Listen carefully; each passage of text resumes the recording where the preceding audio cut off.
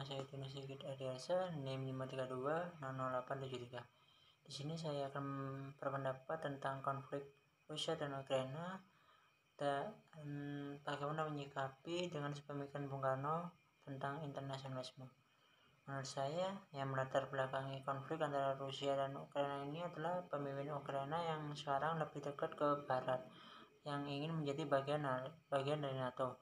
Secara fakta, secara sikap Presiden Vladimir Putin selaku Presiden Rusia sudah sah dengan memperjuangkan Ukraina tidak bergabung dengan NATO.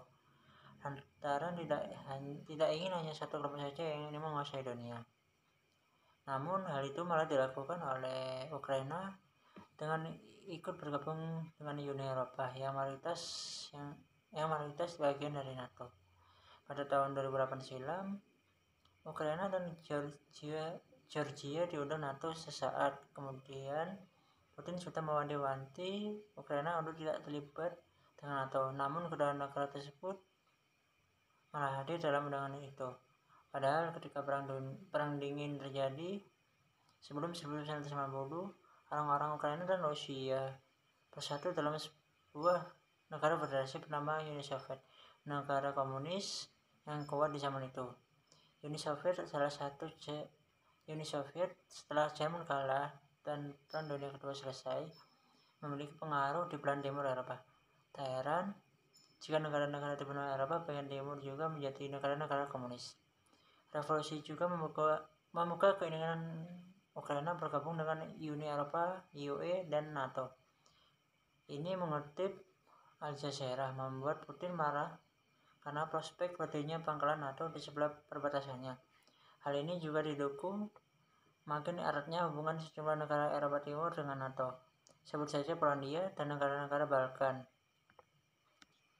Saat Yanukovych jatuh, Rusia menggunakan kekuasaan untuk mencaplok Crimea di tahun 2014. Rusia juga mendukung separatis di Ukraina Timur, yakni Donetsk dan Luhansk, untuk menentang pemerintahan Ukraina.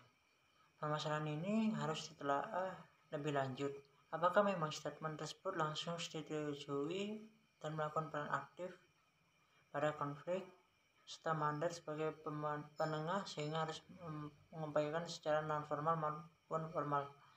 Indonesia sendiri di sini merupakan presiden dari G20 yang mempunyai role yang cukup kuat karena konflik ini bertambah pada ekonomi. Tidak hanya negara pelaku umum, namun juga seluruh dunia. Sangat dimungkinkan pengupayaan jalur perdamaian yang merupakan suatu bentuk peran netral dalam komunitas internasional.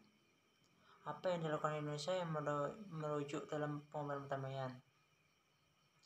Memungkinkan untuk membangun stabilitas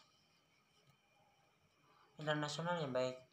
Sebenarnya Rusia sudah banyak membantu ekonomi Ukraina dengan baik sebagai salah satu negara Uni Soviet. Dengan adanya pihak ketiga seperti NATO justru merusak hubungan di antara kedua negara itu, sehingga NATO sebaiknya perlu hati-hati karena kedua negara tersebut memiliki hubungan yang erat dengan menimbulkan risiko yang besar. Apabila Ukraina masuk ke dalam angkatan NATO, sama saja itu melanggar perjanjian Uni Soviet. Solusi diplomatik untuk akhiri invasi Rusia ke Ukraina sendiri di sini ada 3, yaitu yang pertama, menurunkan ketegangan dan gencatan senjata segera. Caranya dengan menarik semua pasukan Rusia yang melakukan invasi besar-besaran ke Ukraina. Yang kedua, memberikan kesempatan pada Presiden Putin selaku Presiden Rusia untuk menggambarkan setiap kesepakatan apapun sebagai kemenangan baginya. Lalu yang ketiga, kesepakatan apapun yang dihasilkan harus kredibel, berguna, dan dijamin bersama oleh Moskow dan Washington. Sekian itu saja dari saya. Kurang lebihnya mohon maaf. Assalamualaikum warahmatullahi wabarakatuh.